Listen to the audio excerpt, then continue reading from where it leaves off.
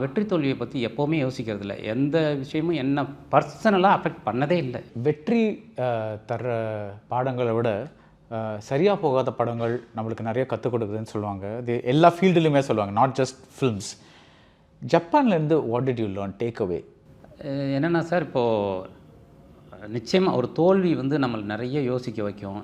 நான் வந்து சார் பொதுவாக வெற்றி தோல்விகளை பற்றி யோசிக்கிறதே இல்லை. நாட் ஓன்லி சினிமாவில் மட்டும் இல்லை, மொத்தமாகவே. ஏன்னா நான் ஒரு 30 இயர்ஸாக என்னோடய லைஃபே பார்த்திங்கன்னா, நான் நிறைய ஸ்பேஸில் ஒர்க் பண்ணியிருக்கேன். நான் தொழிற்சங்கத்தில் இருந்திருக்கேன், டைஃபியில் இருந்திருக்கேன், அதுக்கப்புறம் ஜேர்னலிஸ்ட்டாக இருந்திருக்கேன்.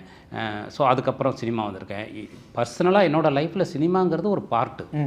எப்படி என்னோடய வெவ்வேறு ஸ்பேஸ் பண்ணிகிட்டு இருந்தோம் அப்படி. அதனால் அதில் நான் வெற்றி தோல்வியை பற்றி எப்போவுமே யோசிக்கிறதில்ல. எந்த விஷயமும் என்ன பர்சனலாக அஃபெக்ட் பண்ணதே இல்லை இது வரைக்கும். அப்படி நான் யோசித்ததே இல்லை.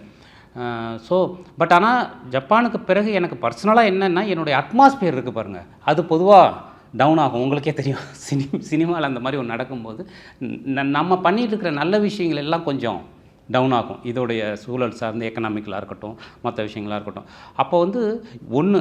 ரெண்டாவது, தொடர்ந்து நம்மளை மாதிரி ஒரு வாய்ஸ் வந்து சினிமாவில் இருந்துக்கிட்டே இருக்கிறது என்னென்னா, ஏதோ ஒரு விதத்தில் நாம் ஒன்று அட்ரஸ் பண்ணிகிட்டே இருக்கோம்.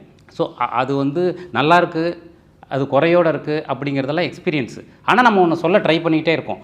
ஸோ அந்த ஸ்பேஸ் இல்லாமல் போய்டும் அப்படிங்கிறது ஒரு ஏன்னா நிச்சயமாக இது ஒரு வியாபாரம். நம்ம அதில் ஜெயிச்சா தான் நம்ம அடுத்த விஷயங்கள் கரெக்டாக பண்ண முடியும் நம்ம ஸ்பேஸில். அப்படிங்கும்போது அந்த தோல்வி வந்து எனக்கு நிறைய அந்த இடத்த டிஸ்டர்ப் பண்ணுச்சு. கண்டிப்பாக நம்ம பண்ணுற படம் வந்து போட்ட காசை எடுத்துடணும். ஸோ அதுக்கும் ஒர்க் பண்ணணும். நம்ம ஒரு கிரியேட்டராக இருக்கிறதும் இல்லாமல் அதுக்கும் ஒர்க் பண்ணணும். அப்போ தான் நல்ல விஷயம் தொடர்ந்து பண்ண முடியும். அப்படிங்கும்போது அதை எனக்கு ஜப்பான் வந்து ரொம்ப கற்றுக் கொடுத்துச்சு. மில்கி மிஸ்ட் கௌகி, டேஸ்ட் தி பெஸ்ட்.